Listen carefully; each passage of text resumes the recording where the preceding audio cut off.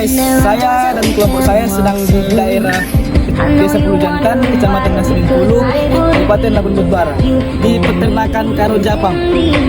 Masuk.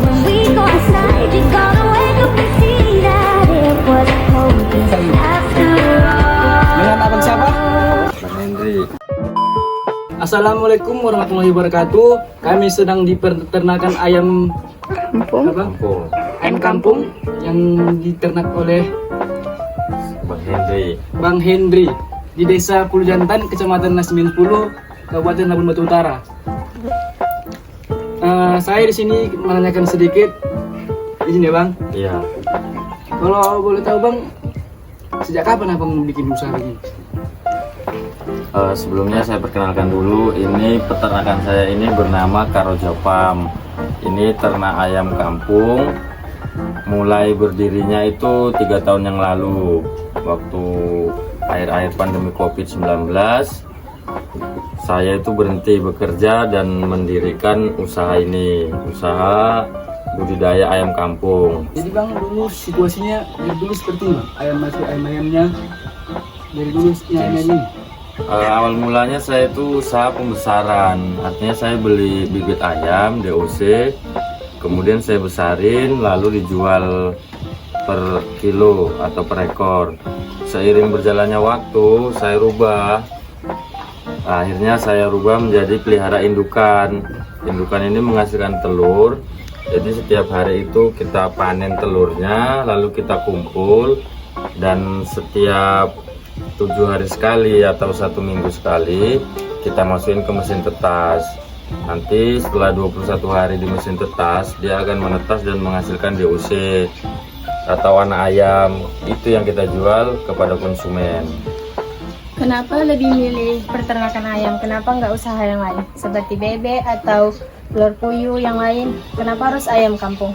Kalau bebek sih relatif kotor dia, karena kan bebek itu butuh air. Kalau ayam ini kan lebih kering, jadi dia nggak ganggu warga setempat. Karena kan ini di tengah-tengah pemukiman. Kalau dia pelihara bebek, pertama ribut, kemudian juga aromanya nanti bisa mengganggu warga setempat. Jadi nanti takutnya kan banyak yang protes kalau kita pelihara bebek di tengah pemukiman. Jadi saya putuskan untuk pelihara ayam kampung.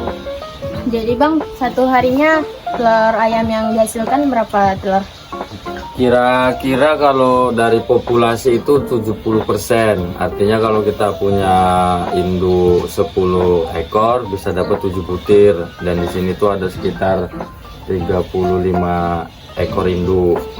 Kita per hari bisa dapat 25 butir telur sampai ke 30 butir per hari. Berapa harga telur itu per butir? Kalau telur ini namanya telur tetas ya, bukan telur konsumsi. Kalau telur tetas itu tergantung jenis ayam. Cuman rata-rata kalau untuk pedaging telur tetas itu di harga 4.000 per butir. Cuman di sini saya itu nggak jual telur, yang saya jual DOC anak ayam. Jadi kalau anak ayam itu dia baru menetas, bisa dijual dengan harga 9.000, ada juga yang 15.000, ada juga yang 20.000, tergantung jenis ayamnya. Kemana aja ayam itu dipasarkan? Sejauh ini sudah saya pasarkan, kalau untuk ke utara ya itu udah sampai ke Aceh, dan kalau ke selatan udah sampai ke Jambi. Apa keunggulan ayam ini daripada ayam yang ternak di luar? Kalau ayam yang diternak umumnya itu produksi telurnya sekitar 70 butir per ekor per tahun. Sementara yang saya ternak ini bisa mencapai 250 butir per ekor per tahun. Artinya dia tingkat menelurnya itu lebih besar yang ini, makanya bisa kita budidayakan. Jadi yang kita perlukan saat ini itu kan hasil telurnya. Jadi kalau kita pelihara ayam itu sementara telurnya nggak ada, ya kita nggak bisa budidaya ayam itu.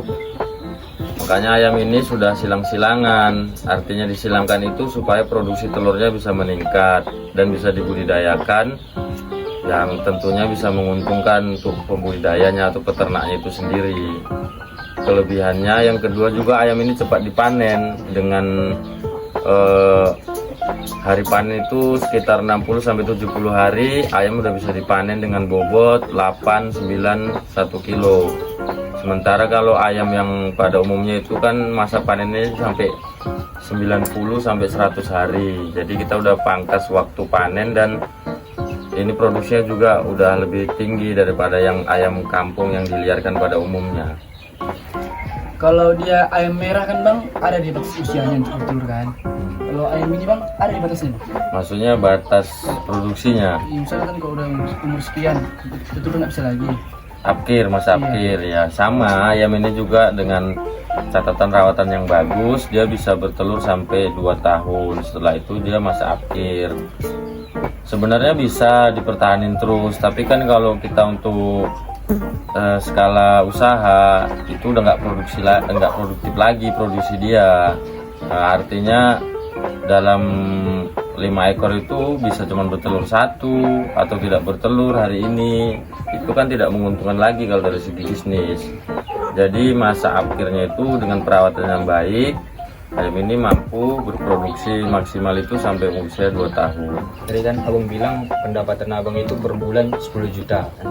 Jadi 10 juta itu bersih atau ada yang mau dibeli untuk pakan gitu bang, misalnya contoh? Itu omset kotor, karena hitungannya gini, saya itu per minggu bisa menetaskan anak ayam itu sekitar 250 ekor. Kalau kita jual itu 10.000 per ekor, kita dapat 1 minggu itu 2,5 juta. Jadi diakumulasikan 4 minggu selama 1 bulan itu dapat 10 juta dengan hitungan yang kotor. Nanti dipotong biaya makan, biaya listrik dan lain-lain itu bisa dapat 5-6 juta selama 1 bulan. Dengan pekerjaan pagi 15 menit, sore setengah jam. Jadi kalau dihitung waktu 1 hari itu 24 jam, saya bekerja itu hanya cuman nggak sampai 1 jam. Cuman 45 menit dengan penghasilan seperti itu. Cuman harus konsisten. Nah, kalau kita gagal ya kita harus mencoba lagi. Kemudian kita cari tahu apa penyebab kegagalannya. Apa aja nih bang jenis pakannya yang dikasih ke ayam? Kalau ini tergantung usianya. Kalau untuk yang pembesaran ya kita kasih pelet pembesaran, pur untuk pembesaran. Kalau yang udah indukan itu ya kita kasih pur indukan. Namanya itu pur petelur. Jadi makannya itu juga bukan sembarangan ya, bukan artinya sisa-sisa rumah tangga, nasi atau segala macam, enggak. Memang khusus kalau kita tekuni dunia ternak ayam ini ya memang kita peruntukkan gitu kan. Karena kan sejauh ini yang menjadi mata pencarian saya itu dia. Jadi kita harus perhatikan dari vitaminnya, makannya, obat-obatannya supaya dia tetap produksinya bagus. Oke teman-teman, kami sedang berada di mesin tetasnya Abang Henry. Bang, kalau boleh tahu bang, ini cara pengelolaannya gimana? Sebelumnya saya jelaskan ya. Ini namanya mesin tetas setter full otomatis multi stick. Arti dari multi stick itu apa? Multi stick itu berarti dia bisa 3 usia. Dia bisa usia 1 minggu, 2 minggu dan 3 minggu. Ini mesin tetas setter. Nanti ada lagi mesin namanya hatcher. Itu dia, peruntukannya beda-beda. Kalau ini semalam ini datang dari CP DOC Penguasa Pulau Anggur Organik, itu yang ada di Jogja. Ini kemarin dipaketin dari Jogja. Jadi ini mesin ini fungsinya untuk pengganti indukan ayam. Jadi ayam itu nggak harus mengeram lagi. Jadi dia tetap produksi telur setiap hari. Nanti kita kutip telurnya selama 1 minggu pengumpulan, lalu nanti kita masukkan ke mesin ini. Kalau cara operasinya gampang, ini kan mesin udah full otomatis. Yang penting di rumah kalian itu ada listriknya ya udah bisa digunakan, gampang. Tinggal dicolokin aja ke sumber arus, udah langsung. Ini boleh dibuka seperti ini.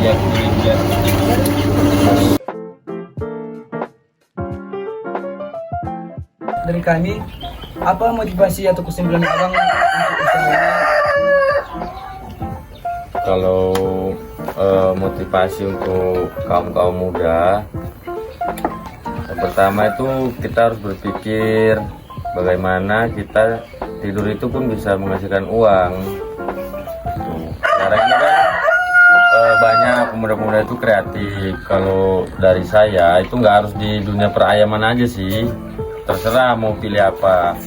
Yang penting itu bagaimana kita itu bisa menjalankan hobi sekaligus bisa mendapatkan penghasilan, karena itulah pekerjaan yang paling menyenangkan, hobi yang dibayar. Nah, jadi motivasi untuk kalian itu jangan pernah takut untuk mencoba. Ketika nanti mengalami kegagalan, ya jangan pernah patah semangat, jangan pernah putus asa untuk mencoba lagi. Cari tahu apa penyebab kegagalan, lalu perbaiki, kemudian ya all in lagi untuk berjuang lagi, kan gitu. Jadi jangan pernah terpintas di hati kalian itu, kalau saran saya, kerja itu yang nggak harus di kantor, harus berbaju dinas, itu bisa aja sih. Tapi kerja yang kita lakukan secara tulus, kemudian itu dari sisi tadi yang saya bilang, hobi kita tapi menghasilkan uang, itu ya hal yang sangat menyenangkan.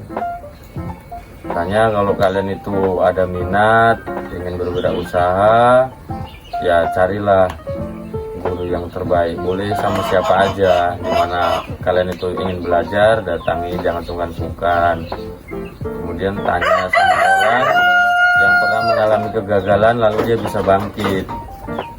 Karena orang yang mengalami kegagalan kemudian bangkit lagi itu jarang ditemukan seperti itu. Kalau orang mencoba usaha lalu berhasil mungkin banyak, tapi kalau yang dia bisa bangkit dari 10 kali kegagalan itu ya sangat sedikit. Jadi kita harus tahu motivasinya apa ketika kita gagal lalu kita bisa bangkit lagi. Tentunya di luar itu juga kalian harus belajar yang sungguh-sungguh lah.